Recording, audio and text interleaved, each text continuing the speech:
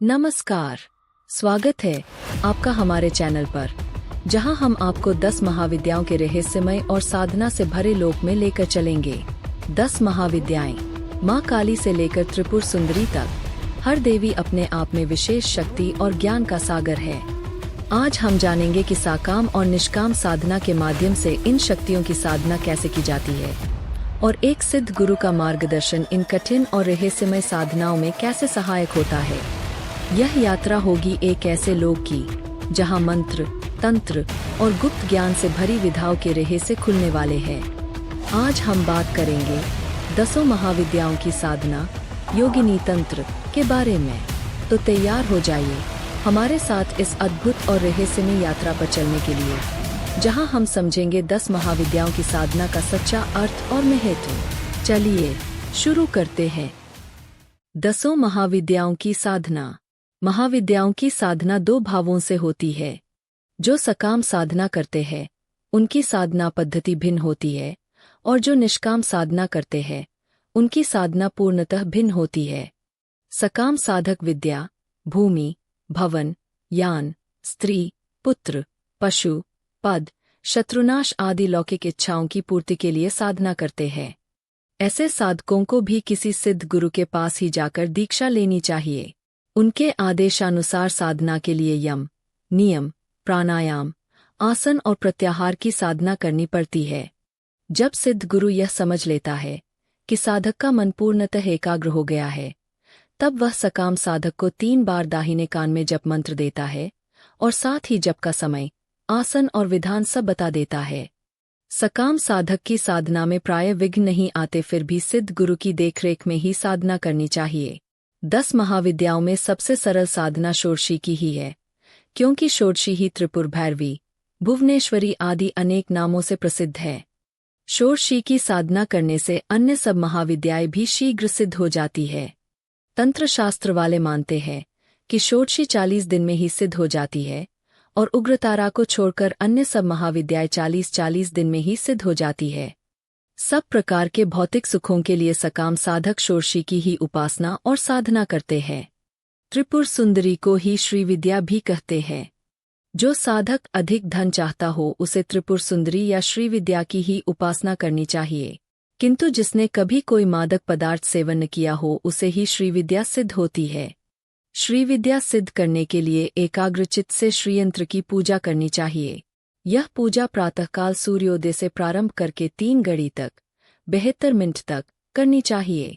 उसके पश्चात श्री सूक्त की निम्नांकित 15 ऋचाओं को पढ़ते हुए एक एक ऋचा के साथ श्रीय स्वाहा कहकर आज्य, पिघले हुए घी की आहुति देनी चाहिए।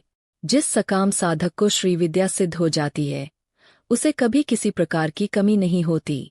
वह स्वस्थ और सुखी होकर पूर्णायु प्राप्त करता है।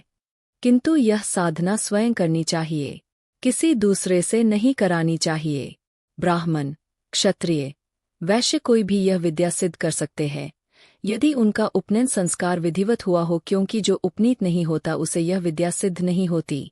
निष्काम साधना। बहुत से साधक केवल लोक कल्याण के लिए महाविद्याओं की साधना करके लोक कल्याण करते रहते थे। इन साधकों को बड़ी कठोर साधना करनी पड़ती थी। प्रारंभ में जप मंत्र सिद्ध होने पर निष्काम साधक के गुरु जब यह देख लेते थे कि साधक को जप सिद्धि प्राप्त हो गई है, तब वे गुह्य मंत्र देते थे। तंत्र साधना में गुह्य मंत्र केवल गुरु ही जानता है, और वह ही निष्काम साधक को गुह्य मंत्र की दीक्षा देता है। ये गुह्य मंत्र कहीं लिखे नहीं मिलते, केवल गुरु ही विभिन्न महाविद्याओं के गुह्य मंत्र जानता है, और जब वह गुह्य मंत्र साधक को मिल जाता है, तब साधक केवल फुसफुसाकर अर्थात केवल होठ ही होठ से मंत्र का जप करता है, कभी भी उच्च स्वर से गुह्य मंत्र का पाठ नहीं करता। यद्यपि जप मंत्र के लिए भी यही नियम है, तथापि जप मंत्र तो किसी को दिया जा सकता है, किंतु गुह्य मंत्र न दिया जा सकता है, न सुनाया जा सकता। गुह्य मंत्र का जप रात्रि के 3 प्रहर से प्रारंभ करके 4 प्रहर तक गुरु की देखरेख में ही किया जाता है, अर्थात रात 12 बजे से 3 बजे तक इस गुह्य मंत्र का जप किसी ऐसे एकांत स्थान में किया जाता है जहां किसी प्रकार का, किसी प्राणी का स्वर न सुनाई पड़े। गुह्य मंत्र की साधना का कोई समय निश्चित नहीं है, कभी 2 मास में ही सिद्ध हो जाता है, कभी 2 वर्ष में भी नहीं होता। गुह्य साधना की दशा में अनेक प्रकार के विघ्न उपस्थित होते हैं, बहुत सी डरावनी मूर्तियां दिखाई देती है, भयानक शब्द सुनाई पड़ते हैं, बिजली चमकती है और अनेक भयंकर मूर्तियां अस्त्र शस्त्र लेकर डराती धमकाती और प्रहार करने की मुद्राएं प्रस्तुत करती है। इसलिए सिद्ध गुरु का निकट होना नितांत आवश्यक है, क्योंकि इन सब विघ्न बाधाओं को साधक नहीं दूर कर सकता, गुरु ही दूर कर सकता है। यदि गुरु थोड़े समय के लिए भी हट जाए तो साधक के लिए प्राण संकट भी उपस्थित हो सकता है, किंतु साधना पूर्ण हो जाने पर उसे ऐसी दिव्य शक्तियां मिल जाती है कि वह दूसरों के कल्याण के लिए तो कुछ भी कर सकता है, किंतु अपने लिए कुछ नहीं कर सकता। उसे उसके योगक्षेम और जीवन निर्वाह के लिए सब सामग्री स्वतः मिलती रहती है। इस संबंध में एक बड़ी विचित्र बात यह है कि निष्फल साधक घूमकर गुरु की खोज नहीं करता, गुरु ही साधक को खोज निकालता है।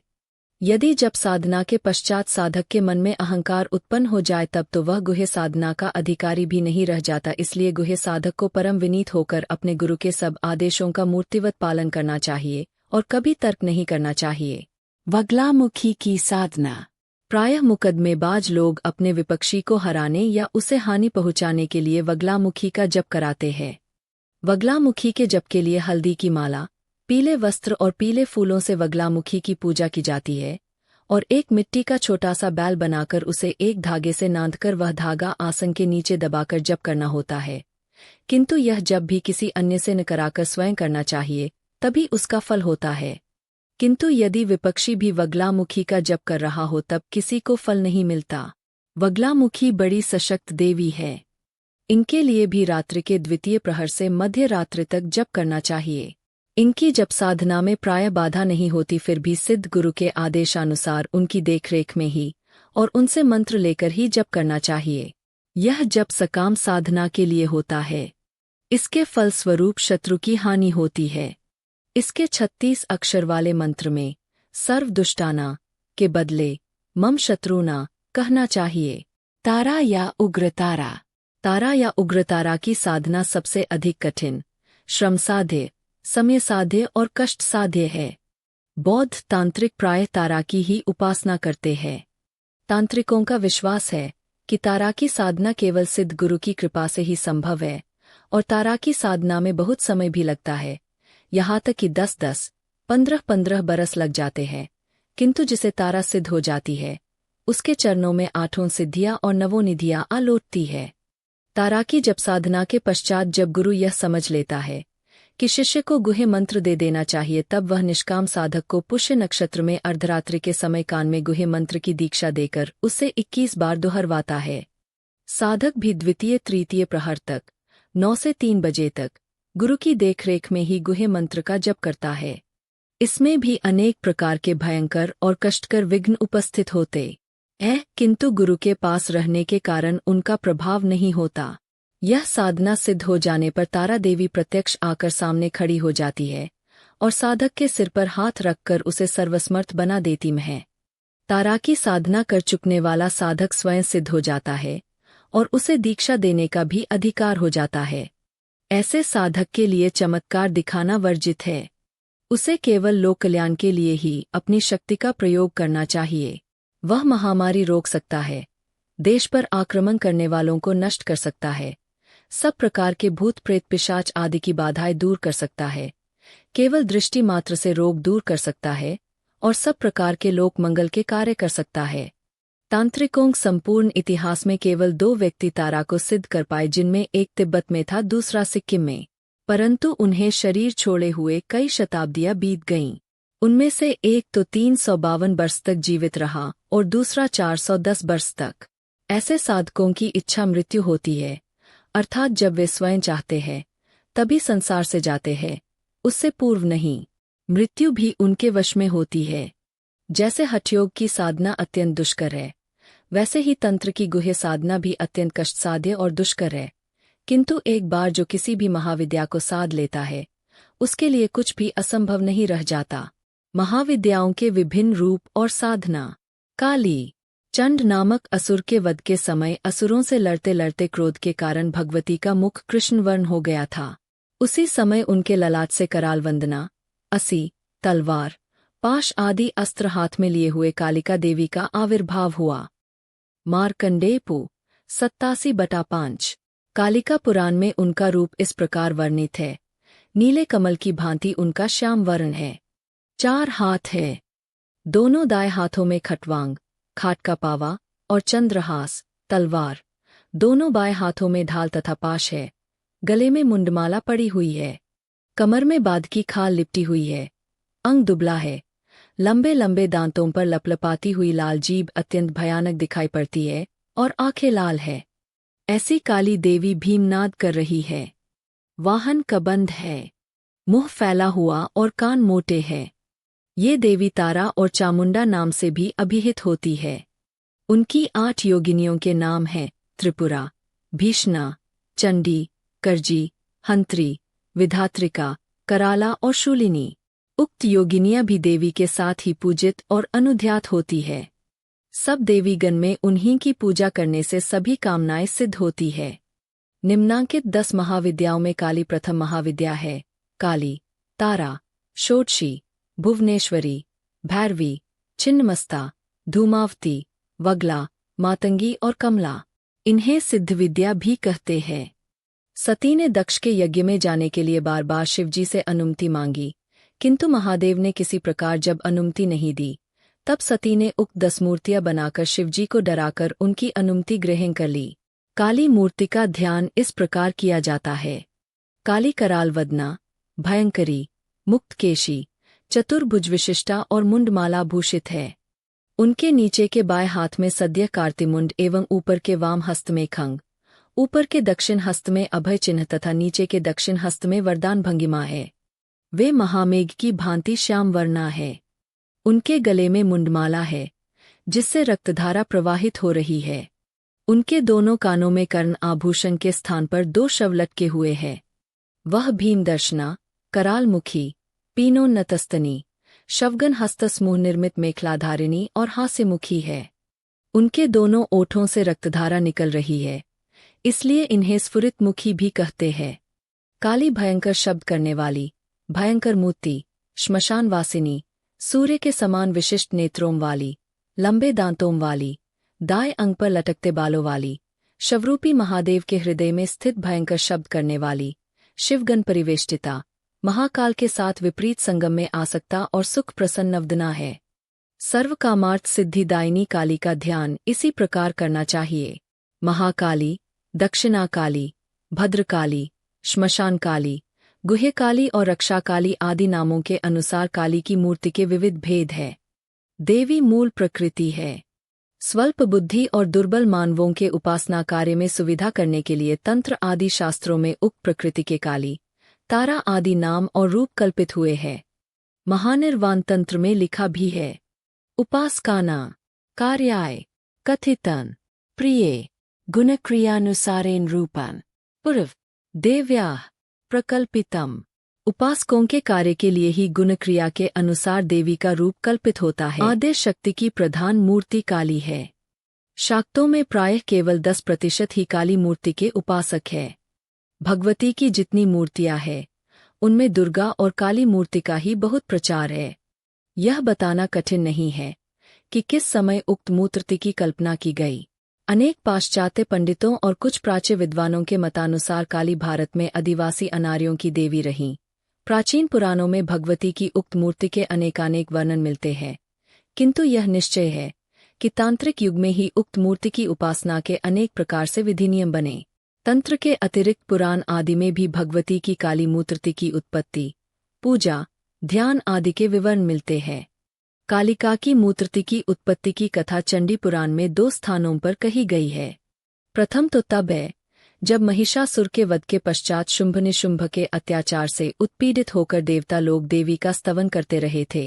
तभी भगवती ने जाह्नवी स्नान के लिए जाते समय उनके निकट जाकर पूछा कि तुम लोग यहाँ क्यों आए हो। देवताओं के उत्तर देने से पहले ही भगवती के शरीर से शिवा अंबिका ने निकलकर कहा, दैत्यप्ति शुभ से निराकृत और उसके भाई निशुंभ से पराजित होकर देवता हमारा स्तवन कर रहे हैं। अंबिका क्योंकि भगवती के शरीर कोश से निकली थीं, इसलिए वे कौशिकी के नाम से विख्यात हुई और हिमाचल पर रहने लगीं।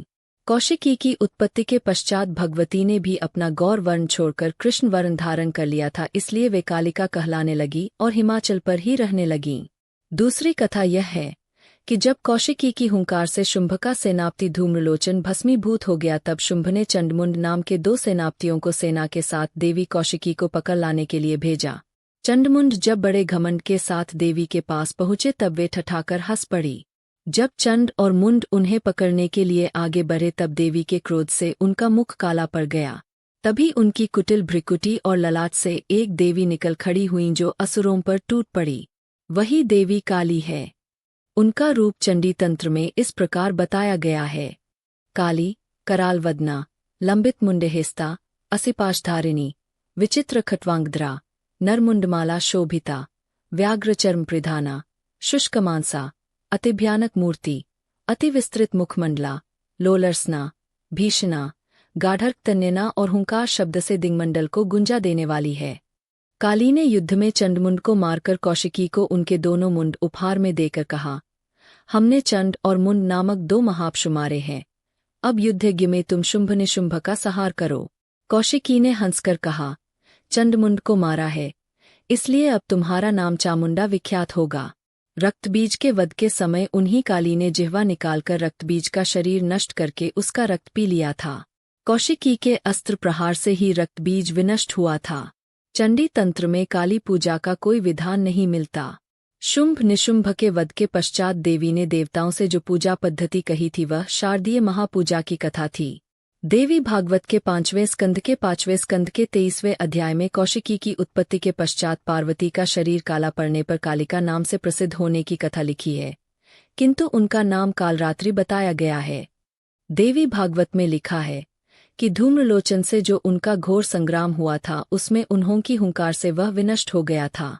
तब चंडमुंड वध के समय कौशिकी के कपाल से व्याघ्रचर्मांबरा, क्रूरा, गच्चर मोत्तरिया, मुंडमालाधरा, घोरा, शुष्कवापीसमोद्रा, खंगपाशधरा, अतिभीषणा, खट्वांगधारिणी, विस्तीर्ण अवदना और लोल जिह्वांग काली की उत्पत्ति कही गई है। वही काली चामुंडा नाम से विख्यात हुई। इसी प्रकार अन्य पुराणों में भी उसके काली, भद्रकाली, महाकाली इत्यादि नाम आए हैं। काली मूर्ति का रूप देखने से ही समझा जा सकता है कि वह महाकाल की प्रणिनी है। अनंत काल रूपी शिव पत्तल में दलित हो रहे हैं। सर्वध्वंसकारिणी शक्तिज्ञापक असी उनके हाथ में है और भूत, वर्तमान और भविष्य काल बोधक उनके 3 नयन हैं। कालिका की उग्रतारा मूर्ति का ध्यान निम्नलिखित रीति से किया जाता है। भक्तिमान और सुखेप्सु लोगों द्वारा कृष्णवर्ण, चतुर्भुज, दक्षिण हस्तद्वय के मध्य ऊर्ध्व हस्त में खड्ग एवं अधोहस्त में पद्म तथा वाम हस्तद्वय के मध्य ऊर्ध्व हस्त में करची, दांती एवं अधोहस्त में खरपरधारिणी, गगनस्पर्शी एक जटायुक्त, मस्तक तथा कंठ देश में मुंडमाला एवं वक्षस्थल में सर्पहार भूषिता, आरक्तनैना, कृष्ण वस्त्र प्रहिता, कटितट में व्याघ्रचर्मयुक्ता, शव के हृदय पर वाम पद एवं सिंह पृष्ठ पर दक्षिण पद विन्यासपूर्वक अवस्थिता, आस्वपान में आसक्त, अट्टहासकारिणी और अतिभयंकरा उग्रतारा सतत चिंते हैं। कालिका देवी की 8 योगिनियां हैं। उनके नाम हैं महाकाली, रुद्रानी, उग्रा, भीमा, घोरा, भ्रामरी, महारात्रि और भैरवी। कालिका के पूजा काल में उक्त अष्टयोगिनिया की भी पूजा करनी पड़ती है। तंत्रसार में काली की मूर्ति का ध्यान इस प्रकार है। काली कराल वदना, भयंकरी, मुक्तकेशी, चतुर्भुज विशिष्टा और मुंडमाला भूषिता है। उनके अधोवाम हस्त में सद्यः कर्तिते मुंड एवं ऊर्ध्ववाम हस्त में खंग और ऊर्ध्व दक्षिण हस्त में अभय चिन्ह तथा अधो दक्षिण हस्त में वरदान भंगिमा है। वह महामेघ की भांति श्यामवर्णा और नग्ना है। उनके कंठ देश में मुंडमाला है, जिससे रक्तधारा विगलित हो रही है। कर्णद्वय में कर्णभूषण के स्थल पर 2 शव लंबित है। वह भीमजना, करालमुखी, पीनोन्नतस्तनी, शंवगनहस्तसमूह निर्मित मेखलाधारिणी और हास्यमुखी है। उनके उभय ओष्ठ प्रांत से रक्तधारा गलित होती है। इसी से उन्हें स्फुरितमुखी भी कहते हैं। काली भयंकर शब्दकारिणी, भयंकर मूर्ति, श्मशानवासिनी, अरुणतुल्यलोचनत्रय विशिष्टा, करालदंता, दक्षिणांग व्यापी मुक्त केशपाशयुक्ता, शवरूपी महादेव हृदय स्थिता, भयंकर शब्दकारी शिवागन प्रवेष्टिता, महाकाल के साथ विपरीत संगम में आसक्ता और मुख प्रसन्नवदना है। इसी प्रकार सर्वकामार्थ सिद्धिदायिनी काली की चिंता करनी चाहिए। उग्रचंडा, काली की एक उग्रचंडा मूर्ति भी है, जो आश्विन कृष्णा नवमी को कोटि योगिनियों के साथ आविर्भूत हुई। इनके 18 भुजाएं हैं। उग्रचंडा तु या मूर्तिरष्टादशभुजा भवत् सा नवम्या पुरा कृष्ण पक्षे कन्याक्तेरवो महाभागा योगिनी कोटि भी सह प्रादुर्भूता। दक्ष का यज्ञ इसी मूर्ति ने ध्वस्त किया था। आषाढ़ पूर्णिमा को दक्ष ने अपना 12 वर्ष तक चलने वाला यज्ञ प्रारंभ कर दिया था। इस यज्ञ में शिवजी को छोड़कर अन्य सभी देवताओं को निमंत्रण दिया गया था। शिवजी की पत्नी होने के कारण सती को भी निमंत्रित नहीं किया गया था। इस अपमान से क्रुद्ध होकर सती ने योगाग्नि से अपने प्राण छोड़ दिए थे, किंतु कोटि योगिनियों के साथ उग्रचंडा का रूप बनाकर शिवजी के अनुचरों के साथ दक्ष के यज्ञ का विध्वंस कर दिया। कालिका पुराण, अन्य किसी पुराण में यह वर्णन नहीं मिलता। उग्रतारा, भगवती की यह मूर्ति भक्तों को उग्रताप से बचा देती है। उनकी उत्पत्ति की कथा इस प्रकार है। किसी समय शुंभ और निशुंभ नाम के दैत्य देवों के यज्ञ का भाग चुराकर स्वयं दिक्पाल बन बैठे थे। इस पर समस्त देवता इंद्र के साथ इकट्ठे होकर हिमालय पर जा पहुँचे। वहां सबने गंगावतार के निकट ठहरकर महामाया भगवती का स्तवन किया। देवों के स्तवन से भगवती बहुत संतुष्ट हुई और मातंगी रूप बनाकर उनसे पूछने लगीं, देवो, तुम इस स्थान पर किस स्त्री का स्तवन कर रहे हो और इस मतंग के आश्रम पर क्यों आए हो? ऐसा कहते ही उनके शरीर कोश से एक देवी निकलकर बोली, ये देव हमारा ही स्तवन कर रहे हैं। शुंभ और निशुंभ नामक 2 दानव इन्हें कष्ट दे रहे। इसी से सब देव उनके वध के निमित्त यहाँ आए हैं। शरीर से इन देवी के निकलने के पश्चात ही हिमालय पर रहने वाली वह गौरवर्णा मातंगी अतिशय कृष्णवर्णा और मुंडमालाधारिणी हो गई। उनके ऊपरी दाहिने हस्त में खड्ग तथा नीचे के हस्त में चामर और बाएं ऊपरी हस्त में कपालिका तथा नीचे के हस्त में खरपर है। मस्तक पर आकाश भेदी एक जटा और गले में मुंडमाला पड़ी है। छाती पर सांप का हार लिपटा हुआ है और चक्षु रक्त जैसे लाल है। उग्रतारा कृष्ण वर्ण के वस्त्र पहने हुए है।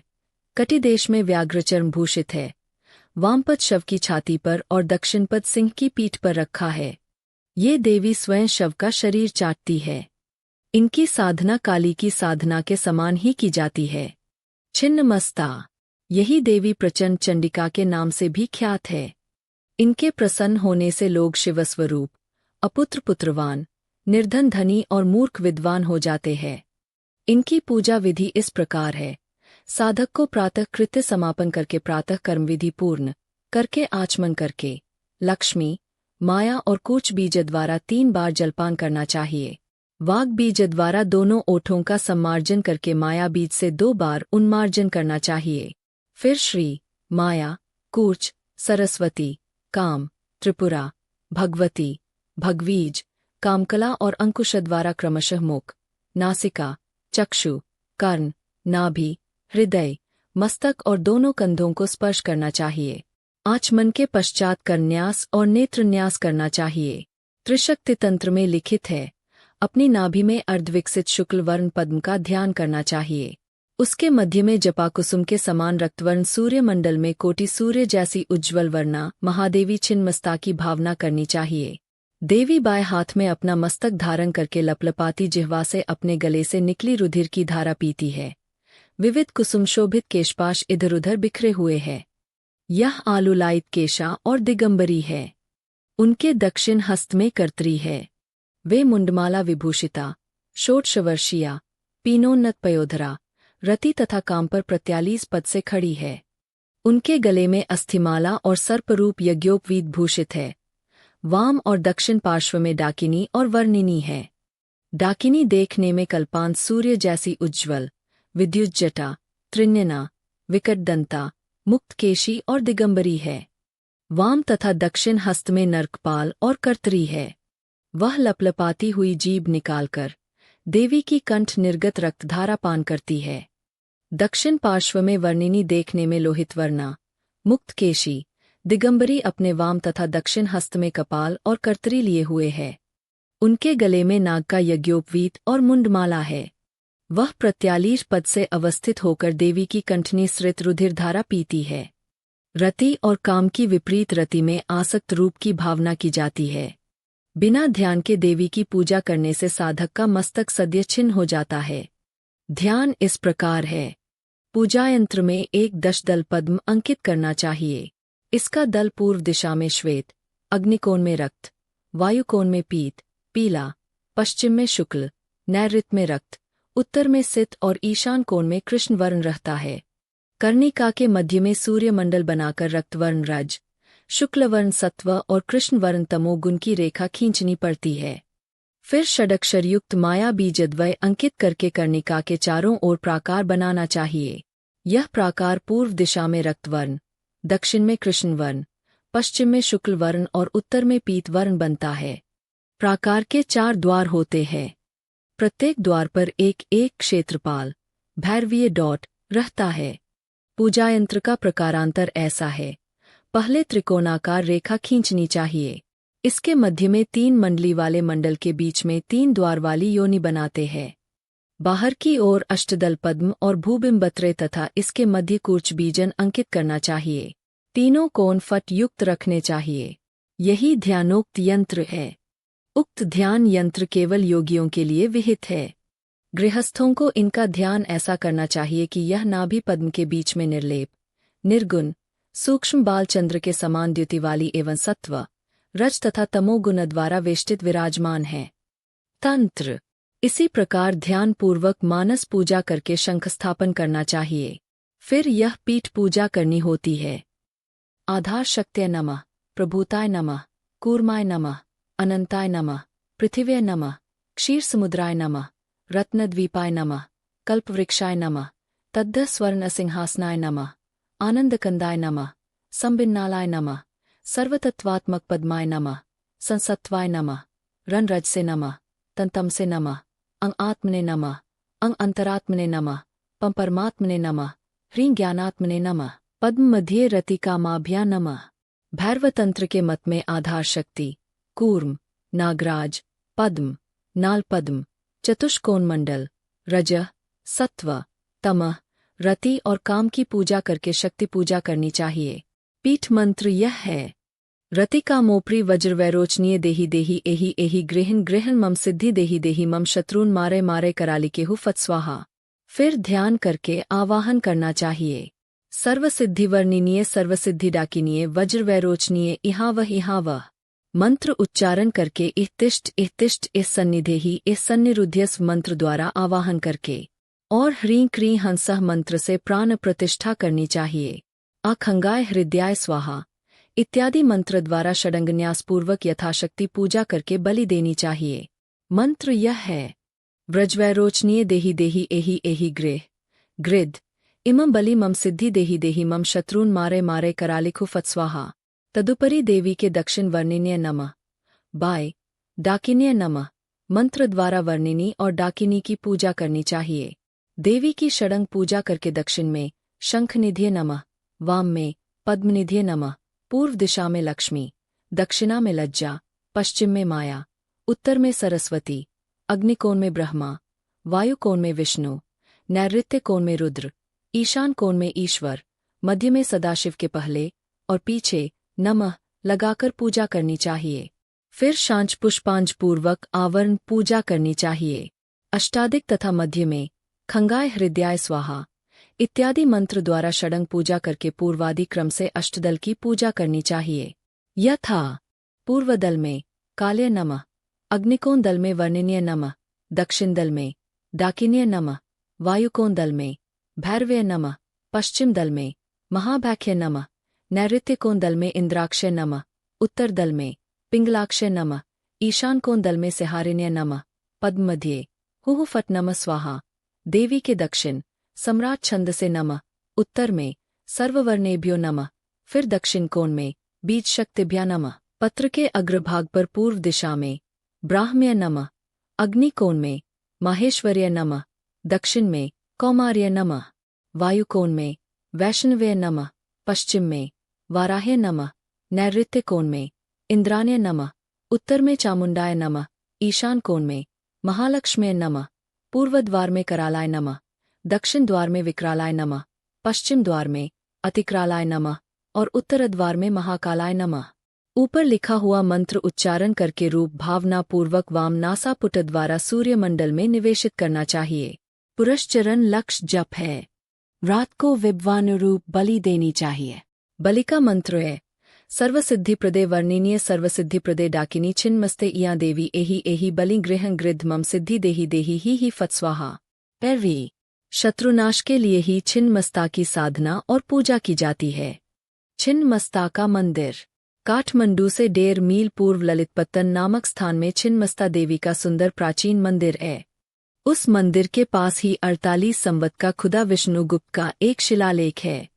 त्रिपुरा त्रिपुर सुंदरी या श्रीविद्या त्रिपुरा देवी कामाख्या की ही एक मूर्ति है। वाग्भव कामवीज और ईश्वर धर्म अर्थ तथा कामादि के साधक कुंडलीयुक्त होकर त्रिपुरा देवी के मूल मंत्र होते हैं। कामरूपिणी कामाख्या 3 प्रकार के पदार्थ दान करती है और 3 के आगे पूजी जाती है। इसी से इनका नाम त्रिपुरा पड़ा है। कालिका पू 63 इस देवी का मंडल त्रिकोण 3 रेखाओं से निर्मित है। 3 ओम पर मंत्र के 3 अक्षर है। रूप 3 प्रकार के है और त्रिदेव की सृष्टि के लिए कुंडली शक्ति भी 3 ही प्रकार की है। ये सभी वस्तु 3 की है। इसी से इनका नाम त्रिपुरा पड़ा है। कालिका पू 63 इनका रूप सिंदूर पुंज सदृश है। इनके 3 नेत्र हैं, 4 भुजाएं हैं। बाईं ओर के ऊधर विहिस्त में 5 बाण हैं। अधोहस्त में अक्षमाला है। 4 कुनप बर्छे पीठ पर और एक रक्षा के लिए दंडायमान है। जटाजूट है। अर्धचंद्र द्वारा बद्धकेश है। नग्ना है। मध्य देश में त्रिवली सुशोभिता है। सब अलंकारों से भूषिता है। सर्वांग सुंदरी है। मंगलमयी है। धन वितरणकारिणी है तथा सर्वलक्षण संपन्ना है। इसी प्रकार उस मूर्ति का ध्यान करना पड़ता है। इसी रूप से पहले ध्यान करना चाहिए और अपने को भी 3 प्रकार के रूपों में समझना चाहिए। द्वितीय त्रिपुरा मूर्ति इस प्रकार की है। बंदूक पुष्पसदृशी जटाजूट तथा चंद्र द्वारा मंडिता सर्वलक्षण संपन्ना सब प्रकार के अलंकारों से सुशोभिता उदित सूर्य सदृश समुज्ज्वल वस्त्र परिधाना पद्म पर्यंक संस्थिता मुक्ता और रत्नावलियुता पीनोन्नत प्योधरयुक्ता त्रिवली सुशोभिता आस्व के आमोद से संतुष्टा नेत्राह्लाद करी विशुद्धा जगत की क्षोभिनी त्रिनेत्रा योनि मुद्रा के प्रति ईशत हास्य स्मायुक्ता नव्यौवन संपन्ना मृणाल तुल्य चतुर्भजा बाईं ओर के ऊर्ध्व हस्त में पुस्तक अधोहस्त में अभय मुद्रा दाहिनी ओर के ऊर्ध्व व हस्त में अक्षमाला अधोहस्त में वरद मुद्रा गलद्रक्ता सूर्याभा कदम्बोबनांतरिता शुभदायिनी और कामाह्लादकारिणी है। यही मनोहरा द्वितीय त्रिपुरा मूर्ति का ध्यान है। तृतीय त्रिपुरा की मूर्ति जपाकुसुम सदृशी मुक्तकेशी शुभान्ना और हास्यकारी है। ये सदाशिव की प्रेतवत स्थापना करके उन्हीं के हृदय पर पद्मासन के रूप में बैठी हुई है। ग्रीवादेश से आपादलंबिनी रक्तोत्पल मिश्रित मुंडमालाधारिणी पीनोन्नत प्योधरा चतुर्भुजा दिगंबरी दाहिनी ओर के ऊर्ध्वहिस्त में अक्षमालाधारिणी अधोहस्त में वरदा बाईं ओर के ऊर्ध्वहिस्त में भी अक्षमालाधारिणी तथा अधोहस्त में वरदायिनी त्रिनेत्रा हास्यमुखी गलद्रिधिर भोगाक्षा और सर्वांग सुंदरी है। कालिका पू 63 आद्यरूप वाग्भाव द्वितीय कामबीज और तृतीय डामर एवं मोहन नाम से प्रसिद्ध है। साधक को चाहिए कि वे पहले एक एक करके तीनों रूपों का ध्यान करके बाहर के ही सदृश हृदयाभ्यंतर में भी तीनों मंत्रों का उच्चारण करके षोडशोपचार से प्रत्येक की पूजा करें। देवी की तीनों मूर्तियां एकत्र करके उसके बीच में तीनों मंत्र एक साथ करके हृदय में रखें। कामरूपिणी त्रिपुरा देवी की 9 प्रकार से पूजा की जाती है। विधिवत त्रिपुरा की पूजा करने से साधक के अभीष्ट पूर्ण होते हैं। उसके घर निरंतर धन बरसता है और अंत में वे देवलोक को जाते हैं। ये देवी सात्विक है। मदिरापान करने वालों को ये सिद्ध नहीं होती। धूमावती 10 महाविद्याओं में से देवी धूमावती की उत्पत्ति का विवरण तंत्र शास्त्र में इस प्रकार लिखा है। एक बार पार्वती को जब बहुत भूख लगी तब उन्होंने महादेव से कुछ खाने को मांगा। महादेव ने कहा घर जाकर भोजन करेंगे, इसलिए थोड़ी देर ठहरो। पर पार्वती क्षुधा से अत्यंत आतुर होकर महादेव को निगल गईं। उस समय पार्वती के शरीर से धुआं निकलने लगा। अंत में महादेव ने माया द्वारा शरीर कल्पित करके कहा, हे देवी, तुमने जब हमें खाया तब तुम विधवा हो चुकी। आठ विधवा का वेश धारण करो। हमारे वर्ष से तुम इसी वेश में पूजी जाओगी और तुम्हारा नाम धूमावती होगा। तंत्र सार में लिखा है कि कृष्ण चतुर्दशी तिथि में पुरस्चरण की सिद्धि के लिए धूमावती का जप करना चाहिए। धूमावती की पूजा साधना काली के समान होती है। गृहस्थ को इनकी साधना नहीं करनी चाहिए। पिरवी चामुंडा चर्चिका मार्जार कर्णिका चर्ममुंडा कर्णमोटी महागंधा भैरवी च कपालिनी। हेम तंत्र सार में भैरवी का विषय इस प्रकार लिखा है। भैरवी ये है त्रिपुरा भैरवी, संपत्प्रदा भैरवी, कौलेश भैरवी, सकल सिद्धिदा भैरवी, भयविध्वंसिनी भैरवी, चैतन्य भैरवी, कामेश्वरी भैरवी, षटकुटा भैरवी, नित्या भैरवी, रुद्र भैरवी, त्रिपुरबाला भैरवी, नवकुटा भैरवी और अन्नपूर्णा भैरवी। त्रिपुर भैरवी वियत भृगुहुता शस्थो भौतिको बिंदुशेखर वियत दादि केन्द्राग्निस्थितन वामाक्षि बिंदुमत आकाश भृगुवह निस्थो मनुः सर्गेन्दु खंडवा पंचकूटात्मिका विद्या वेद्या। त्रिपुर भैरवी तंत्र सार। भैरवी के मंत्र अनेक प्रकार के हैं। उनमें से त्रिपुर भैरवी आदि के यथाक्रम के मंत्र और उनकी पूजा आदि लिखी जाती है। हसरे हसकलहरो हसरौ बीज मंत्र से त्रिपुर भैरवी की पूजा की जाती है। पूजाक्रम इस प्रकार है। पहले सामान्य पूजा पद्धति क्रम से प्रातः कृत्यादि प्राणायामान समस्त कार्य करके मूल के लिखित मंत्रों से पीठन्यास, पाठ शक्तिन्यास, पीठ शक्तिन्यास, पीठ मनुन्यास आदि करके मूल पूजा करें। देवी का ध्यान इस प्रकार है। उद्यत भानुसहस्त्रमृणक्षामा शिरोमालिका रक्तालिप्त प्योधरान जपवटी विद्याम भीरती वराम हस्ताब जैर्दधती त्रिनेत्रविल सद्रक्तारविंदश्रिय देवी बद्धहिमांशुरत्न मुकुटाम वंदे समंदस्मिताम। नवोदित सहेस्त्र भानुकिरण के सदृश रक्तवर्ण अक्षौम वसन पहने, गले में मुंडमाला, स्तनद्वय, रक्त से लिप्त, पद्माभकर 4 करों में जपमाला, पुस्तक, अभ्यमुद्रा और वरमुद्रा तथा कपाल में शशिकला, रक्त पद्म की भांति श्री विशिष्ट, 3 चक्षु, मस्तक में रत्न किरीट और मुख पर ईषदहास्य छटा विराज रही है। इस प्रकार देवी का ध्यान करके पूजा करनी चाहिए। इस पूजा की यह विशेषता है कि नैवेद्य दान के पश्चात बलिज तुष्टय अर्पित की जाती है। 10 लाख मंत्र जप करने से इस देवी का पुरस्चरण होता है। 12,000 पलाश पुष्पों द्वारा होम किया जाता है। संपत प्रदा भैरवी। संपत प्रदा भैरवी की पूजादि भी त्रिपुर भैरवी के समान है। केवल इतना अंतर है कि बीज मंत्र हसरै हसकलरी हसरो है। इसी मंत्र से पूजा की जाती है। आताम्रार्क सहेस्त्राभ्यां स्फुरत चंद्रक्लाजटाम किरीटरत्नविल सच्चित्र चित्रित मौक्तिकाम स्रवदुधिर पंकादे मुंडमाला विराजिताम नयनत्रय शोभार्याम मुक्ताहारल ताराजत रक्तांबर परिधाना पीनोन्नत घटस्तनीम यौवनोन मत्तरूपिणीम पुस्तकन जाबियन वामे दक्षिणे जाक्षमालिका वरदान प्रदान नित्या महासंपत प्रदा स्मरेत पूर्णेन्दुवदनान्विताम। 3 लाख जप इस मंत्र का पुरस्चरण है और उसका दशांश होम। अन्य तंत्रों में लिखा है कि 1 लाख जप और उसके दशांश होम से इस मंत्र का पुरस्चरण होता है। कौलेश भैरवी। कौलेश भैरवी की पूजादि भी संपत प्रदा भैरवी के समान है। केवल सहरे सहकलरी सहरौ बीज मंत्र से पूजा का विधान है। सकल सिद्धिदा भैरवी। इनकी भी पूजा कौलेश भैरवी के समान ही है। केवल सहें सहकलरो सहों यह बीज मंत्र अलग है। भयविध्वंसिनी भैरवी। इनकी पूजा हसे हसकलरी हसौ बीज मंत्र द्वारा संपत प्रदा भैरवी के समान की जाती है। चैतन्य भैरवी। सह सकलही सहरौ बीज मंत्र से पूजा की जाती है। 1 लाख जप और 10,000 होम इसका पुरस्चरण है। इनका ध्यान इस प्रकार है। उद्यत भानुस स्राबान मुकुटाग्रल सच्चंद्र रेखां नानालंकार भूषिताम रक्तांबरान्विताम नित्यां वामहस्ते कपालिनीम पाशांकुशधरा वरदाभ्यशोभार्यां पीनोन्नत घनस्तनीम। कामेश्वरी भैरवी। सह सकलही नित्य क्लिने मदनवे है 100 बीज मंत्र से इनकी पूजा की जाती है। ध्यान और पूजादि चैतन्य भैरवी के समान है। षटकूटा भैरवी। षटकूटा भैरवी की पूजा डरलक्स है इस बीज मंत्र से की जाती है। कोई कोई इसका पाठांतर डरलक्स ही डरलक्स हो इस प्रकार करते हैं। ध्यान इस प्रकार है। बाल सूर्य प्रभान देवी मुंडमालावलीर्म्यान जवा कुसुम सन्निभा बाल सूर्य स्मा शुकाम सुवर्ण क्लसाकार पीनोन्नत प्योधराम नित्या भैरवी पाशांकुशौ पुस्तकंच तथा च जपमालिकाम हस्कलरडै इस्कलरडी इस्कलरडौ बीज मंत्र से षटकुटा भैरवी के समान इनकी पूजा होती है।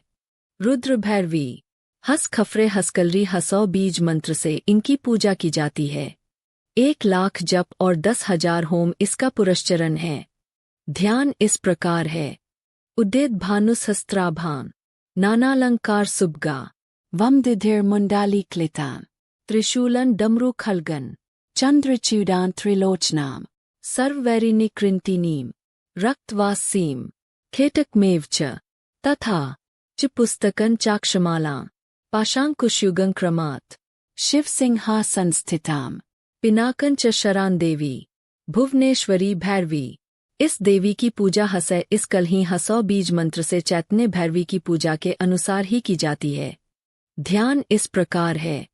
जवा कुसुम संकाशान चंद्ररेखान जटाजूटान दाडिमी कुसुमोपमाम त्रिनेत्रान रक्तवासीम नानालंकार सुबगा पाशांकुश्वराभीतिधशिन्तीं पीनोन्नत घनस्तनीम शिवाश्रयाम त्रिपुरा भैरवी। त्रिपुरा भैरवी देवी रक्तवर्णा रक्तवस्त्र परिधाना और चतुर्भुजी है। इनके ऊर्ध्व दक्षिण हस्त में माला, अधो दक्षिण हस्त में उत्तम पुस्तक, दोनों वाम हस्तों में अभयवर है। शरीर की दीप्ति सहस्र सूर्यों की नाई उज्ज्वल है। 3 नेत्र है। चाल गजेंद्र सी है। दोनों स्तन बड़े बड़े है।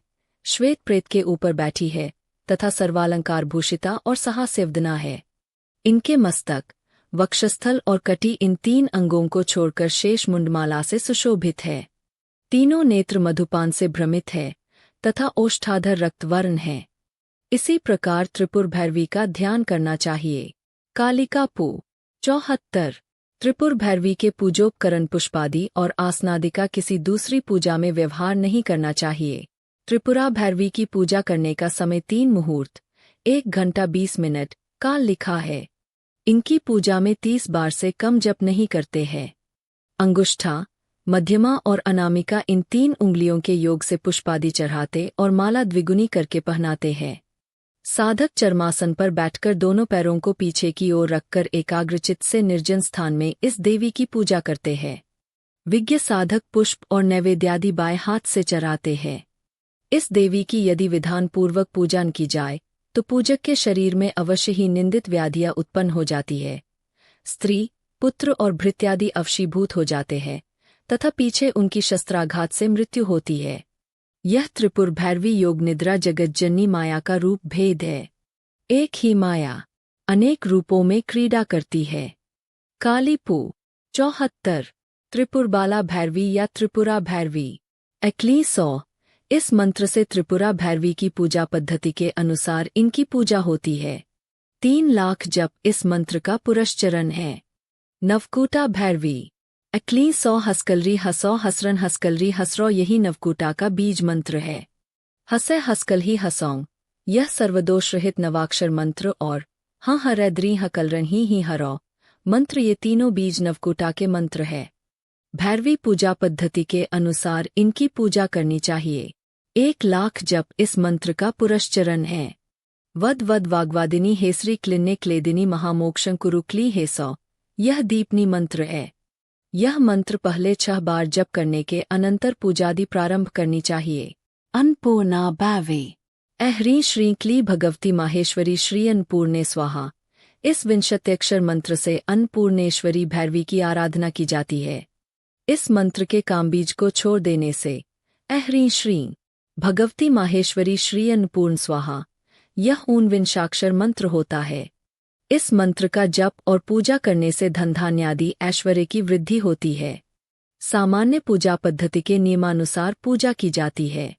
1 लाख जप, उसके पश्चात घृताक्त अन्न से उसका 10वां अंश अर्थात 10,000 होम इसका पुरस्चरण है। तीर्थ स्थान में शिव और शिवानी के जो अनुचर और अनुचरिया रहती है उन्हें भैरव और भैरवी कहते हैं। भैरवी चक्र तांत्रिकों अथवा वाममार्गियों का वह समूह भैरवी चक्र कहलाता है जो कुछ विशिष्ट तिथियों, नक्षत्रों और समयों में भैरवी देवी का पूजन करने के लिए एकत्र होता है। इसमें सब लोग एक चक्र में बैठकर पूजन और मद्यपान आदि करते हैं।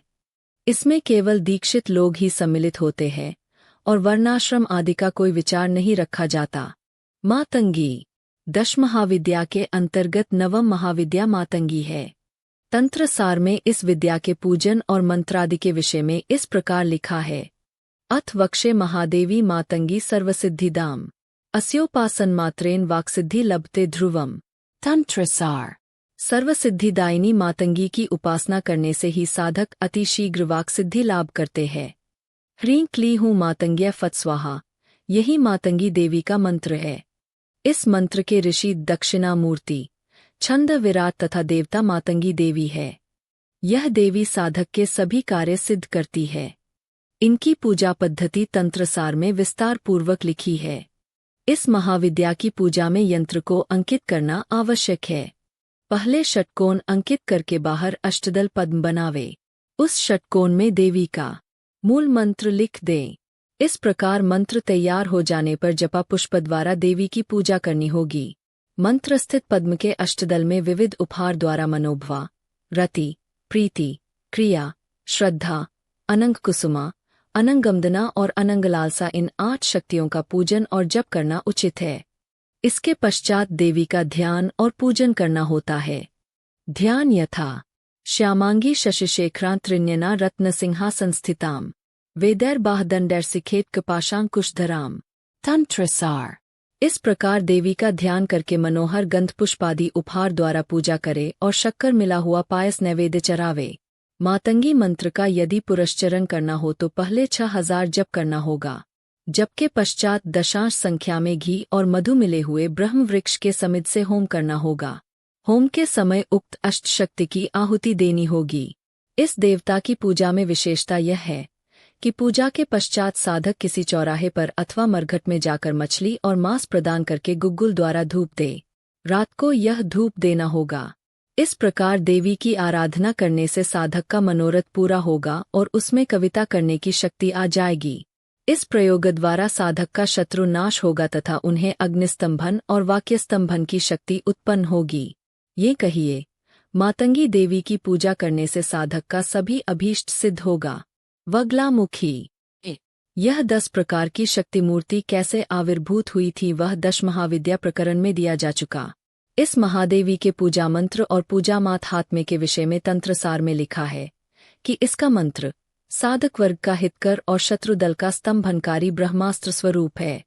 इसके मंत्र से सबको स्तंभित किया जा सकता है, यहाँ तक कि वायु की भी गति रुक सकती है। इस देवी की पूजा से वाक्स्तंभन, बुद्धिनाश और शत्रु का क्षय होता है। देवी के मंत्र का प्रयोग करने से सभी आदि भौतिक व्यापार साधित हो सकते हैं। 10,000 बार मंत्र जप करके निशाकाल में हरिद्रा और हड़ताल के साथ लवन होम करने से दुष्ट व्यक्ति का वाक्स्तंभन और बुद्धि विपर्य होता तथा शत्रु का स्तंभन किया जा सकता है। घृत, मधु और शर्करा के साथ पीत पुष्प का होम स्तंभन कार्य विशेष में फलप्रद है। कार्य साधनार्थ पहले एक यंत्र बनवाना आवश्यक है, पीछे स्तंभनार्थ होमादि पूजा करनी होती है। धातुफलक अथवा पाषाण पट पर अथवा हरिद्रा, धतूरे और हड़ताल द्वारा यंत्र अंकित करना ही उत्तम है। देवस्तंभन और शत्रुओं के मुखस्तंभनार्थ उक्त यंत्र लिखकर उसे पीटे। हरिद्रादि पूर्वोक्त द्रव्य द्वारा भोजपत्र पर यंत्र लिखकर उस पर कुम्हार के चाक की मिट्टी से एक बैल बनाकर रखे। फिर उसको पीर के नीचे रखकर वग्लामुखी की आराधना करने से विवाद में जयलाभ होता है। उस बैल की नाक में पीली रस्सी डालकर प्रतिदिन पीतवर्ण पुष्पादि उपचार द्वारा अपने घर में पूजा करने से दुष्ट का मुख स्तंभन होता है। वग्लामुखी के मंत्र का जप और उनकी पूजा स्वयं करनी चाहिए, किसी के द्वारा नहीं करानी चाहिए। सभी महाविद्याओं की साधना किसी सिद्ध गुरु से मंत्र दीक्षा लेकर उनकी देखरेख में ही करनी चाहिए। केवल पुस्तक देखकर साधना करने से कोई लाभ नहीं होता। 10 महाविद्याओं के ध्यान, यंत्र और मंत्र परिशिष्ट में दे दिए गए हैं। योगिनी तंत्र, योगिनियों की संख्या असंख्य है, जिनमें से 64 मुख्य है। दुर्गा पूजा के समय इन सब योगिनियों की पूजा करनी होती है। प्रधान 64 योगिनियों के नाम इस प्रकार देखे जाते हैं। 1 नारायणी, 2 गौरी, 3 शाकंभरी, 4 भीमा, 5 रक्तदंतिका 6, भ्रामरी 7, पार्वती 8, दुर्गा 6, कात्यायनी 10, महादेवी 11, चंडघंटा 12, महाविद्या 13, महात्पा 14, सावित्री 15, ब्रह्मवादिनी 16, भद्रकाली 17, विशालाक्षी 18, रुद्रानी 16, कृष्ण पिंगला 20, अग्निज्वाला 21, रौद्रमुखी 22, कालरात्रि 23, तपस्विनी 24, मेघस्वना 25, सहस्राक्षी 26, विष्णु माया 27, जलोद्री 28, महोद्री 26, मुक्तकेशी 30, घोर रूपा 31, महाबला 32, श्रुति 33, स्मृति 34, धृति 35, तुष्टि 36, पुष्टि 37, मेधा 38, विद्या 38, लक्ष्मी 40, सरस्वती 41, अपर्णा 42, अंबिका 43, योगिनी 44, डाकिनी 45, शाकिनी 46, हारिनी 48, लाकिनी 46, त्रिदेशेश्वरी 50, महाषष्ठी 51, सर्वमंगला 52, लज्जा 53, कौशिकी 54, ब्रह्मानी 55, माहेश्वरी 56, कौमारी 57, वैष्णवी 58, ऐन्द्री 56, नारसिंही 60, वाराही 61, चामुंडा 62, शिवदूती 63, विष्णुप्रिया 64, मातृका ये 64 योगिनी है।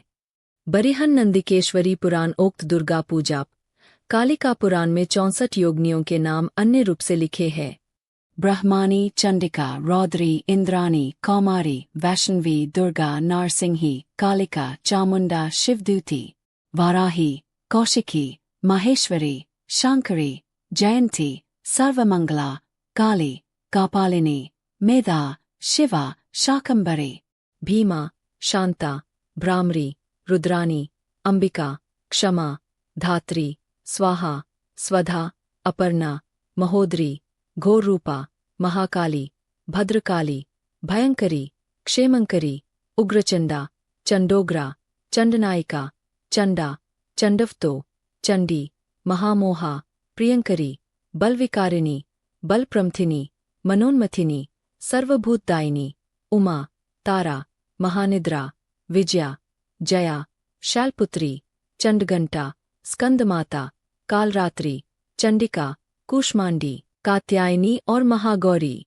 कालिका पू 52, 53, इन सब योगिनियों की भी पूजा करनी होती है। तिथि विशेष से योगिनी एक एक ओर रहती है। इसका विषय इस प्रकार निर्दिष्ट हुआ है। प्रतिपद और नवमी तिथि में जो योगिनी पूर्व की ओर रहती है उसका नाम ब्रह्मानी है। द्वितीया और दशमी तिथि में उत्तर में रहने वाली योगिनी का नाम माहेश्वरी है। तृतीया और एकादशी में आग्नेय में वासिनी का नाम कौमारी, चतुर्थी और द्वादशी में नैऋत्य कोण में वासिनी का नाम नारायणी, पंचमी और त्रयोदशी में दक्षिण में वासिनी का नाम वाराही, षष्ठी और चतुर्दशी में पश्चिम में वासिनी का नाम इंद्राणी, सप्तमी और पूर्णिमा को वायव्य कोण में वासिनी का नाम चामुंडा, अष्टमी और अमावस्या को ईशान कोण में जो रहती है उनका नाम महालक्ष्मी है। योगिनी सम्मुख होने पर यात्रा नहीं करनी चाहिए।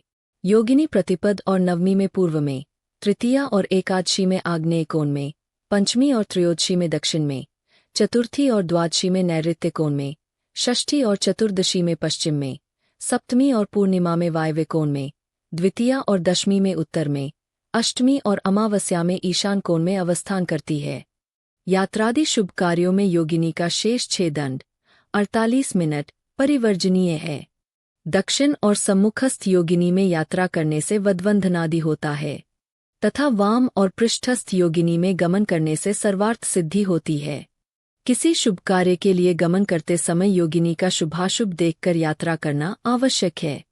योगिनी साधन। जिस प्रकार महाविद्याएं दिव्य शक्तियां है, उसी प्रकार योगिनी भी दैवी शक्ति है, जिसकी पूजा और उपासना विशेष विधि द्वारा करने पर विशेष फल प्राप्त होता है। भूतडामर में योगिनी साधन की विस्तृत विधि दी गई है। यथाविधि योगिनी साधन करने से अनेक प्रकार का ऐश्वर्य लाभ होता है। यह योगिनी साधन सर्वार्थ सिद्धिप्रद है और अति गोपनीय तथा देवताओं को भी दुर्लभ है। यक्षाधिपति कुबेर भी योगिनी साधन से ही धनाधिप हुए हैं। निम्नोक्त प्रणाली के अनुसार योगिनी साधन करना होता है। प्रातःकाल उठकर प्रातः कृत्यादि समाप्त करके हों इस मंत्र से आचमन करें। पीछे से हेसरारन हो फट इस मंत्र से दिग्बंधन कर मूल मंत्र से प्राणायाम करना होगा। तेदंतर ही इस मंत्र से षडंगन्यास कर अष्टदल पद्म लिखे। इस पद्म के बीच योगिनी की प्राण प्रतिष्ठा करके पीठ पूजा पूर्वक देवी का ध्यान करें। ध्यान यह है। पूर्ण अचंद्र निभान पीनोत्तुंग कुचाम देवी वामा विचित्राम बरधारिणीम सर्वज्ञानाभ्य प्रदाम 180। उपर्युक्त मंत्र से ध्यान करके मूल मंत्र से पाद्यादि द्वारा पूजा करनी होगी। यथाविधान पूजा करके ह्रीं धा आगच्छ सुरसुंदरी स्वाहा यह मूल मंत्र सहस्त्र बार जप करना होगा। प्रतिदिन ही प्रातः, संध्या और मध्याह्न काल में पूर्वोक्त रूप से ध्यान करके जप करना होता है। इस प्रकार 1 मास तक जप कर मास के अंतिम दिन बृहति पूजा करके बलि देनी होती है। उसके पश्चात एकाग्रचित्त से देवी का जप करना होगा। तब देवी उस साधक की दृढ़ भक्ति जानकर निशीत समय में उसके पास आकर उपस्थित होंगी। तब साधक देवी को उपस्थित देखकर पाद्यादि दान करके पुष्पांजलि हस्त से अपना अभिलाष प्रकट करें। साधक देवी को माता, भगिनी या भार्या भाव में संबोधन करे। देवी को मातृ संबोधन करने पर देवी वित्त, उत्तम द्रव्य, राजत्व तथा साधक जो प्रार्थना करे वही प्रदान करके उसका पुत्रवत पालन करती है।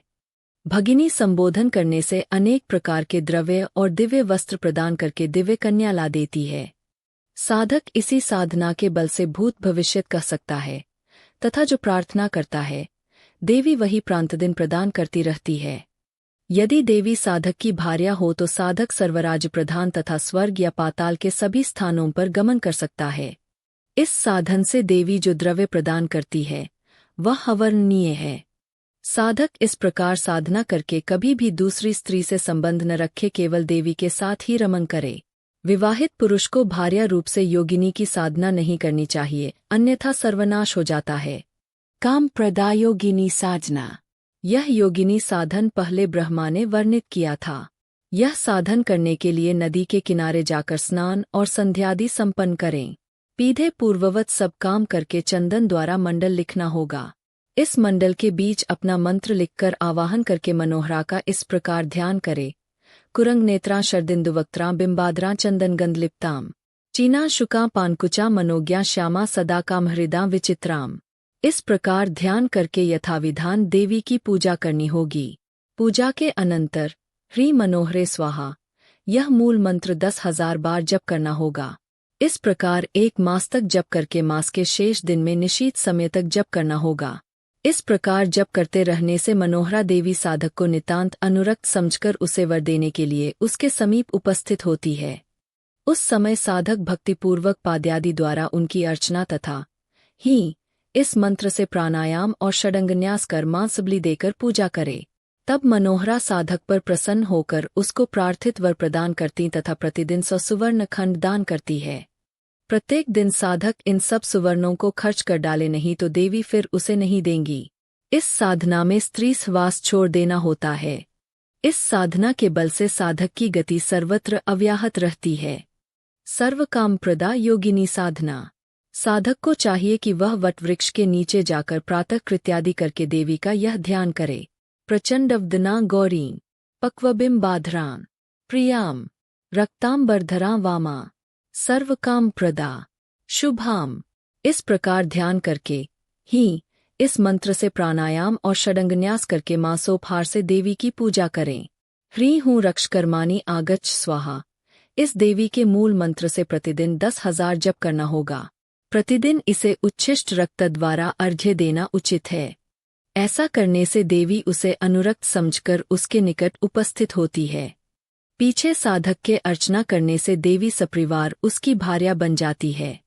उसके सिद्ध होने पर अपनी पत्नी छोड़ देनी होती है। ब्राह्मण, वैश्य और शूद्र को यह साधना नहीं करनी चाहिए। कामेश्वरी योगिनी साधन। इससे साधक पूर्ववत सब काम करके भोजपत्र पर गोरोचना द्वारा देवी की प्रतिमूर्ति बनाकर यथाविधान देवी की पूजा करे। देवी का ध्यान। कामेश्वरी सदा शशांकास्यां चलत खंजनलोचनाम लोलगति कांतां कुसुमास्त्रशिली मूर्खाम। इस प्रकार ध्यान करके पूजा करे तथा ह्रीं आगच्छ कामेश्वरी स्वाहा यह मूल मंत्र शैया पर बैठकर 1 सहस्त्र जप करना होगा। प्रतिदिन ही इस प्रकार सहस्त्र जप करना होता है। इस प्रकार 1 मास तक जप कर मास के शेष दिन घृत और मधु द्वारा दिया जलाकर पूर्वोक्त रूप से देवी की पूजा करके जप करता रहे। देवी निशीत काल में साधक के समीप उपस्थित हो उसे अभिलषित वर देती है। देवी पति की भांति उसकी सेवा और विविध द्रव्य प्रदान करती है। इस प्रकार सारी रात उसके निकट रहकर भोर में चली जाती है। रति सुंदरी योगिनी साधन। साधक पूर्वोक्त रूप से प्रातः कृत्यादि करके भोजपत्र पर देवी की प्रतिमूर्ति अंकित करके उसका ध्यान करें। सुवर्ण वर्णा नूपुरांगधारार्यां गौरांगो रम्यांच पुष्करेक्षणाम सर्वालंकार भूषिताम। इस प्रकार ध्यान करके ही आगच्छ रति सुंदरी स्वाहा इस मूल मंत्र से पूजा करके सहस्त्र बार मंत्र जपना होता है। इस पूजा में जाति पुष्प, चमेली का फूल बड़ा प्रशस्त है। पीछे प्रतिदिन इस प्रकार 1000 यह मंत्र जपना होता है। 1 मास इस प्रकार जप करके शेष दिन में देवी की पूजा करके जप करे। उस समय रति सुंदरी साधक को दृढ़ प्रतिज्ञ जानकर निशीत समय में उसके समीप आगमन करती है। साधक को चाहिए कि वह उस समय उनकी अर्चना करे। इससे देवी संतुष्ट होकर प्रीतिप्रद भोजनादि द्वारा साधक को संतुष्ट करती और सवेरे साधक की आज्ञानुसार चली जाती है। साधक निर्जन स्थान में या प्रांतर में इस प्रकार सिद्ध होकर अपनी भार्या को छोड़कर वहां जाए। इसके विरुद्ध चलने से साधक विनष्ट हो जाता है। पद्मिनी योगिनी साधन। साधक को अपने घर में या शिव के समीप पूर्व की भांति सब काम करके रक्तचंदन द्वारा ह्रीं आगच्छ पद्मिनी स्वाहा यह मूल मंत्र भोजपत्र पर लिखना होगा। फिर उसका यह ध्यान करके यथाविधान पूजा करे। पद्मान्ना कोमलांगो श्यामवर्णा स्मेरमुखी पीनोत्तुंगप्योधराम रक्तोत्पललेक्षणाम। इस ध्यान से पूजा करके 1 सहस्त्र मूल मंत्र जपे। इस प्रकार नित्य कर्म करके मासांत पूर्णिमा तिथि में यथाविधान पूजा करके भक्ति के साथ मंत्र जपे। पीछे देवी निशीत समय में साधक के निकट जाकर उसकी भार्या होती है तथा उसे भूषणादि द्वारा संतुष्ट करती है। पद्मिनी इस प्रकार नित्य उसके प्रति पतिव्रत व्यवहार करके उसे स्वर्ग ले जाती है। साधक अपनी भार्या छोड़कर केवल पद्मिनी को ही भजा करे। नटिनी योगिनी साधन। विश्वामित्र ने इस योगिनी का साधन किया था। साधक अशोक वृक्ष के पास जाकर मूल मंत्र से विधिपूर्वक सब काम करे। पीछे इस प्रकार नटिनी योगिनी का ध्यान करना होगा। त्रैलोक्य मोहिनी विचित्रालंकृतां गौरी रम्या विचित्रांबरधारिणीं नर्तकी वेशधारिणीं। इस प्रकार ध्यान करके मूल मंत्र से पूजा करनी होगी। ह्रीं नटिनी स्वाहा देवी का यह मूल पितृ मंत्र प्रतिदिन 1000 बार जप कर शेष दिन में बड़ी पूजा करनी आवश्यक है। इस प्रकार जप और पूजा करते रहने पर आधी रात को देवी साधक को पहले थोड़ा भय दिखाती है। इससे साधक भीत न होकर विधिवत जप करता रहे। पीछे देवी उसके पास आकर उसे वर ग्रहण करने का आदेश देती है। साधक देवी के वचन को सुनकर उन्हें माता, भगिनी या भार्या कहकर संबोधित करे। साधक देवी का जिस प्रकार संबोधन करेगा, देवी भी उसी प्रकार काम करके साधक को संतुष्ट करती है। मातृ संबोधन करने पर देवी उसे पुत्रवत पालती तथा प्रतिदिन 100 सुवर्ण खंड और अनेक प्रकार के अभिलिखित द्रव्य प्रदान करती है। भगिनी संबोधन करने पर देवकन्या, नागकन्या या राजकन्या ला देती है। इससे साधक भूत, भविष्यत और वर्तमान सभी विषय जान सकता है। भार्या संबोधन करने से विपुल धन और अभिलाषा पूर्ण करती है। मैथुन प्रिया योगिनी साधन। भोजपत्र पर कुंकुम द्वारा देवी की प्रतिमूर्ति अंकित करके अष्टदल पद्म अंकित करे। उसके पश्चात न्यासादि करके इस प्रतिमूर्ति की प्राण प्रतिष्ठा कर यह ध्यान करें। शुद्ध स्फटिक संकाशाम नाना रत्न विभूषिता मंजरी हार कियु रत्न कुंडल मंडिताम। इस प्रकार ध्यान तथा प्रतिदिन 1 सहस्त्र जप करके यह मूल मंत्र जप करना होगा। ह्रीं गजानुरागिनी मैथुन प्रिय आगच्छ स्वाहा। यह साधना कृष्णा प्रतिपद से आरंभ करनी होती है।